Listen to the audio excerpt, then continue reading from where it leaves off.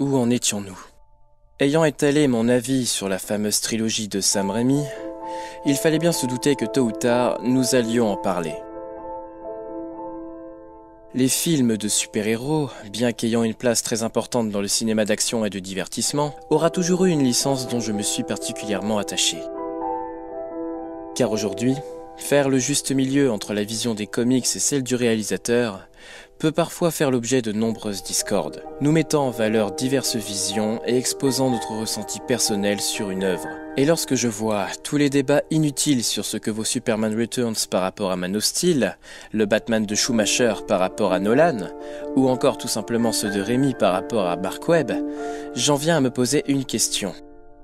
Ont-ils vraiment compris le sens du mot reboot et réadaptation ?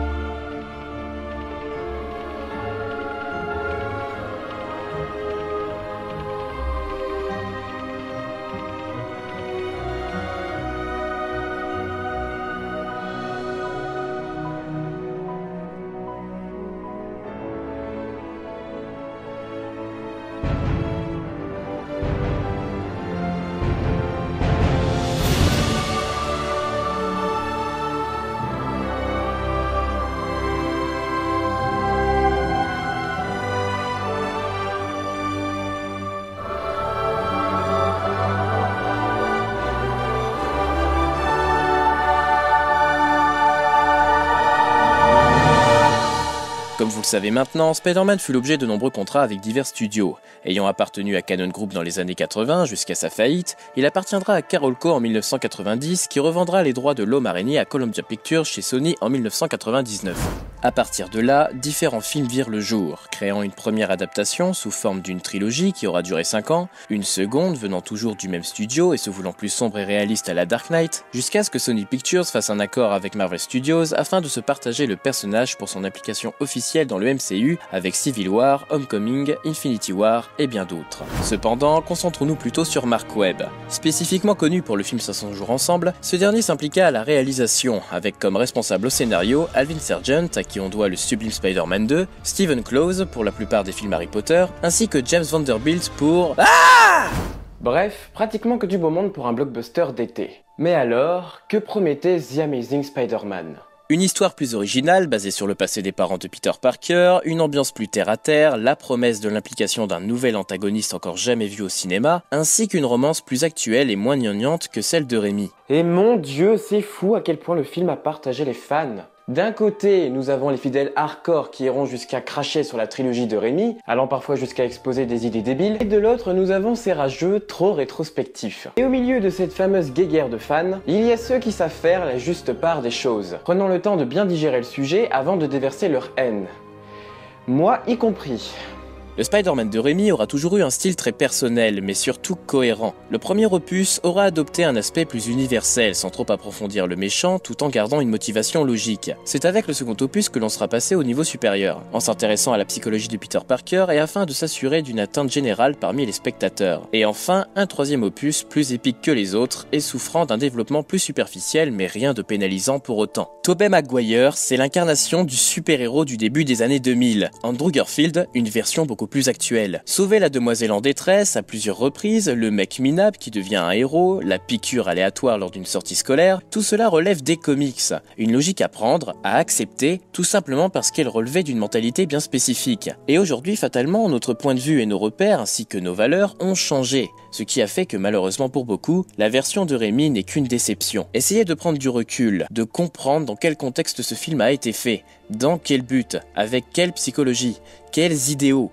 quelle mentalité. Voilà un élément important et essentiel dans la critique d'une œuvre, se référer au temps et à l'époque. Je vais donc vous montrer en quoi The Amazing n'est pas si dénué de sens, mais aussi et surtout pourquoi il ne surpassera jamais le niveau de Raimi. Ce qui ne veut pas dire qu'il est moins bon pour autant, n'allez pas dire ce que je n'ai pas dit. Je vous vois arriver à l'avance dans les commentaires là. Alors bien sûr, dire d'un blockbuster que ses effets spéciaux soient mauvais serait plus que problématique. Wham nous offre un orgasme oculaire monumental en nous exposant des scènes d'action et de déplacement dynamiques, physiques et pas que superficielles. Bon sang, on a même des vues en GoPro ma gueule. Bien sûr, certaines scènes resteront toujours aussi bien foutues malgré le décalage d'années, mais cela n'empêchera jamais l'évolution de la CGI de surpasser l'entendement. Le montage ainsi que la mise en scène sont juste efficaces, et ce, dès le départ lors de l'introduction du film, durant la scène de départ des parents de Peter. On comprend vite que le petit joue à cache-cache, qu'il joue avec son père, comprenant qu'il est occupé. Et c'est là que c'est intéressant. Plan sur le bureau en ruine et sur la vitre brisée, sur des documents top secrets, plan sur l'araignée, sur le tableau de recherche, et bim, on sort de la maison. En à peine 20 secondes, on comprend la scène et plus ou moins ses enjeux. Le côté impressionnant du film concerne son montage et son efficacité à expliquer l'essentiel d'une scène, parfois sans parole et de façon audacieuse. Transition faciale dans le temps, transition d'une photo à un plan réel permettant une ellipse, explication claire et brève du transfert génétique interespèce abordant l'objet principal de l'intrigue et du développement du Dr Connors sans s'y perdre, le déséquilibre de force de Peter lorsqu'il découvre ses pouvoirs, son instabilité mentale et ses nouveaux sens d'araignée durs à apprivoiser. Qui n'est pas sans rappeler quelque chose.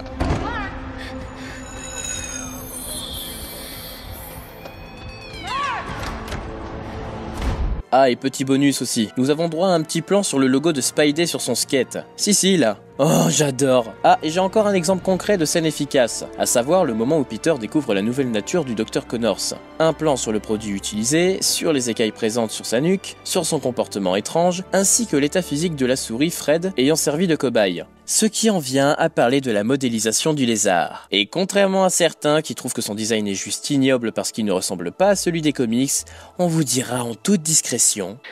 Grand bien vous fasse. Alors d'abord, non, sa modélisation 3D est propre. Vous m'excuserez, mais pour ceux qui osent cracher sur sa création, je ne peux qu'être en désaccord. Non seulement il me semble avoir vu pire, n'est-ce pas, moi, mais en plus d'être physiquement sympa, son animation et la fluidité de ses mouvements lors des combats est sans égal. Bestial, violent et imposant. Oui. Allô patron? Oui, les fans veulent comprendre pourquoi Spidey n'avait pas de dispositif de toile dans la trilogie Mais j'en de ai rien Raimi. à foutre moi. On parle d'Amazing, bordel. Ceux qui sont pas contents, mais qu'ils aillent se faire Mais je crains qu'ils insistent et qu'ils veulent en profiter pour abaisser l'adaptation, monsieur. Lisez The Other.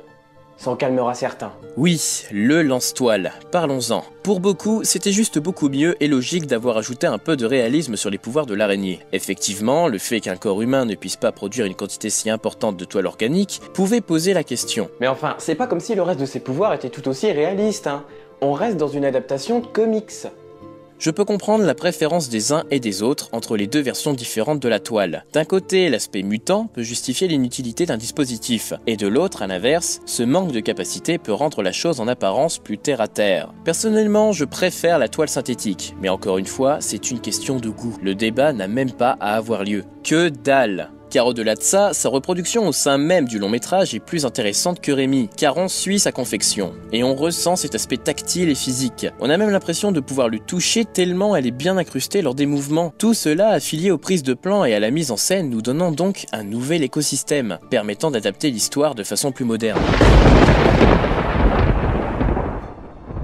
Ah, l'histoire, le scénario. Que voulez-vous que je dise? Que je râle sur le développement de l'oncle Ben, déjà exploité dans l'ancienne version? Sur la redécouverte des pouvoirs de Peter? Ou de la même couleur entre le lézard et le bouffon vert, tant qu'on y est? Tiens, ouais, j'avoue, c'est copié-collé, hein. Ta gueule. Non, sérieux, je sais d'où vient le problème. Et quand on y réfléchit, c'est un peu compréhensible d'être troublé. The Amazing Spider-Man est sorti à peine 5 ans après Spider-Man 3. Et les fans, qui attendaient toujours leur 4e opus, malheureusement avorté depuis bien longtemps, ont très mal réagi sur la sortie de celui-ci, jugeant inutile de redémarrer à zéro en devant se réattacher à de nouveaux personnages. Le problème étant que Sony tenait à faire son fameux film sur les Sinister Six. En plus du premier projet annulé, il sera encore avorté à la fin de The Amazing Spider-Man 2, et réside maintenant en pleine négociation de production au sein même du MCU.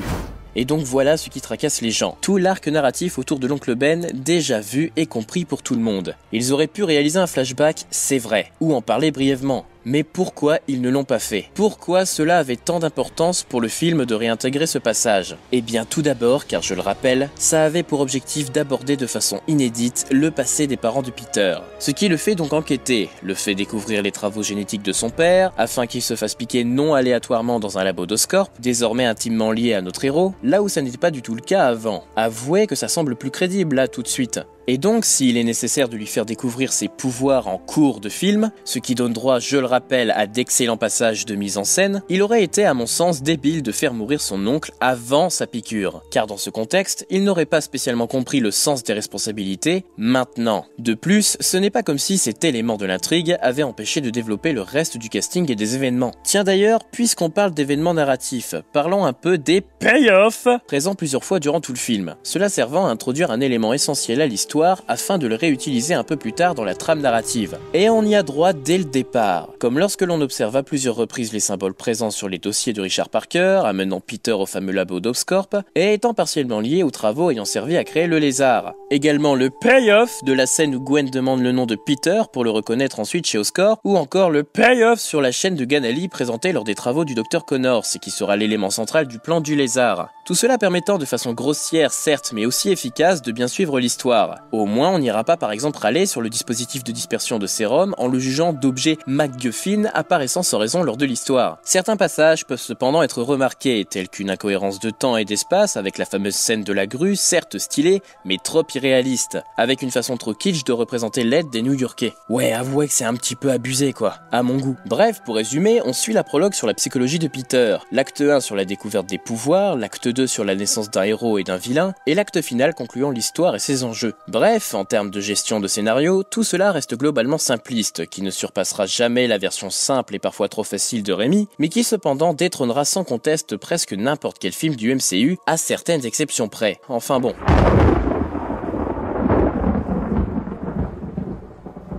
S'il y a toujours eu un point fort sur la version de Raimi, ça a toujours sûrement été les personnages, sans compter la romance d'MJ bien sûr. Et celle de Mark Webb reste malgré tout assez riche en émotions. Chaque personnage donne du sien et renvoie une certaine idéologie assez symbolique par rapport au chemin de notre héros. Tante May, même en étant inférieure par rapport à Rosemary Harris, exprime toujours bien cette idée de la persévérance, de la nécessité de vivre, de devoir tourner la page et de continuer malgré un événement tragique. Cette mentalité symbolisée par les œufs.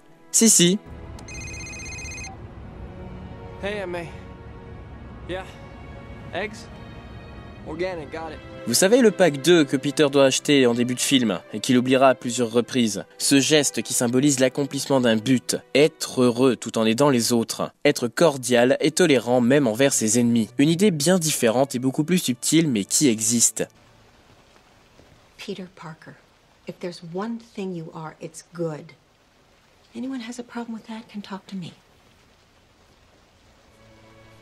Je suis peut-être un grand malade mental qui s'imagine quelque chose dans le vide, mais n'est-ce pas le but d'un film? Vous faire rêver, imaginer, même si cela relève d'une simplicité profonde? Rosemary Harris représente l'optimisme et la sincérité. Sally Field représente la pitié et l'accomplissement. Une Tante May beaucoup moins tirée d'un comic si on peut dire, car on aura d'ailleurs plus de scènes où elle s'inquiète que de scènes où elle sourit. Et c'est fait exprès. Et donc lorsque Peter ramène finalement les œufs après son combat final, il n'y a rien d'autre qu'un câlin. Un câlin d'amour et je vous le mets dans le mille, d'accomplissement. Revenons-en à quelque chose de plus rude en abordant le capitaine Stacy. En plus de représenter l'intolérance de la police envers la présence d'un justicier à New York, ce qui est très logique d'ailleurs, il représente aussi le père protecteur, qui, comme le dit si bien Gwen,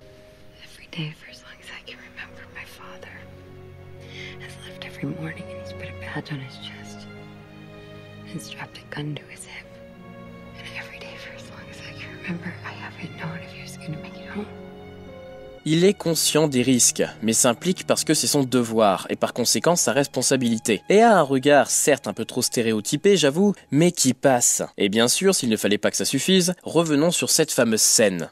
You're gonna make enemies. People will get hurt. Sometimes people closest to you. So I want you to promise me something, okay? Leave Gwen out of it. Promise me that. Ouais, mais il a pas dit que Peter devait quitter Gwen, donc la fin est débile vu qu'il peut la laisser de côté. Oui, mais l'idée est là.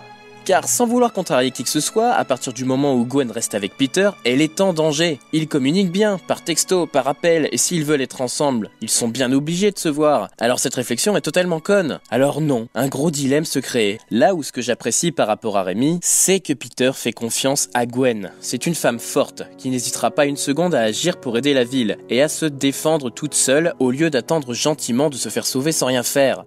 Allez, Dites-moi une seule fois ce qu'a fait MJ pour aider Peter. Une fois.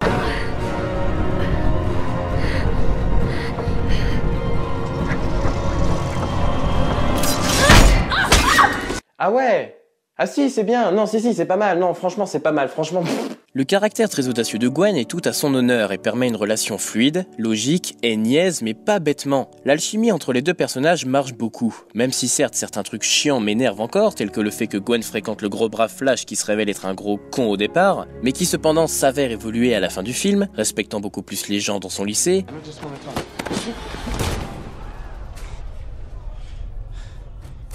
Feels better, right?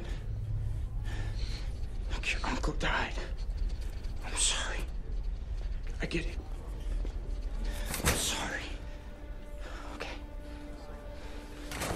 Globalement, ça fonctionne. Bon, je pense qu'il serait maintenant temps d'aborder l'arc du Dr Connors. Pour commencer, sa psychologie est bien retranscrite. On ressent bien sa souffrance avec la perte de son bras, et à quel point il aurait été prêt à tout pour le récupérer, ainsi que son dilemme moral sur les dangers de la science par rapport à son désir personnel. Le pire, c'est que tout cela n'est la faute que d'une seule réelle personne. Lui là, ce petit fils de merde.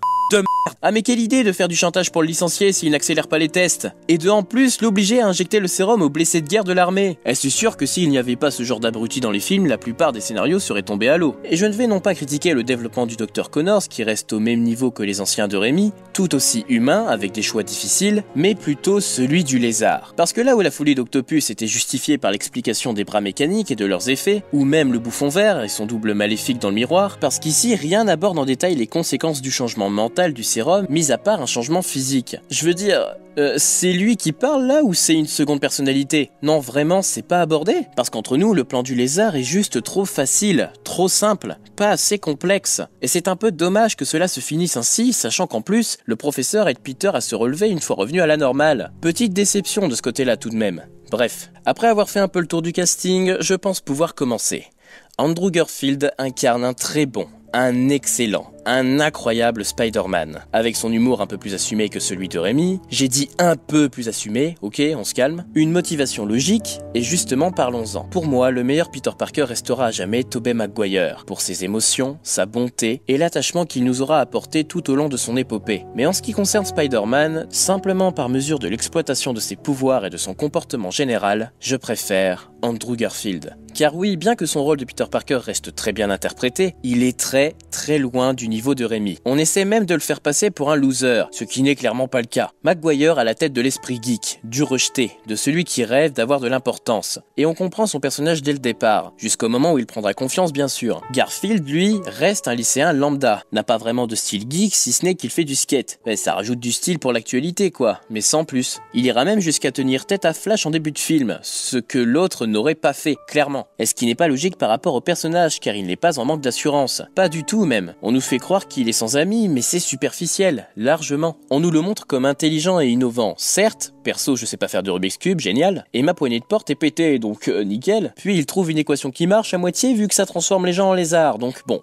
Laissez-moi douter quoi. Mais cependant, j'avoue que sa petite vengeance personnelle envers Flash est juste kiffante. Et en ce qui concerne l'oncle Ben, je n'aurai pas grand chose à dire. Il fait son boulot. Il le reprend après avoir fait son malin au gymnaste, lui fait la leçon au téléphone et meurt dans la rue après le manque d'intention de Peter qui en plus se sentira à moitié coupable de ce qui est arrivé. Et le fait de réécouter les messages laissés à Peter par son oncle est une excellente idée. Au détail gênant qu'il en fait un peu trop pour la situation. Mais bon. Et là, je suis d'accord, c'est presque exactement identique à la version de Raimi, mais à un gros détail près. Ce n'est pas Ben qui a inspiré Peter, mais tout le monde. Sa tante représentant l'espoir et la persévérance, le capitaine Stacy avec son devoir, le docteur Connors avec son dilemme moral, Gwen avec son humour malgré les moments gênants. Tous ces gens donnant la preuve que tout peut changer, qu'on peut retourner les règles du jeu, prendre la main sur sa vie, la mener telle que bon nous semble tant que l'on est en accord avec ses valeurs, que l'on est en accord avec ses proches, et que l'on comprenne enfin ce pourquoi on vit et on se bat. Raimi aura proposé une ambiance très fidèle aux comics,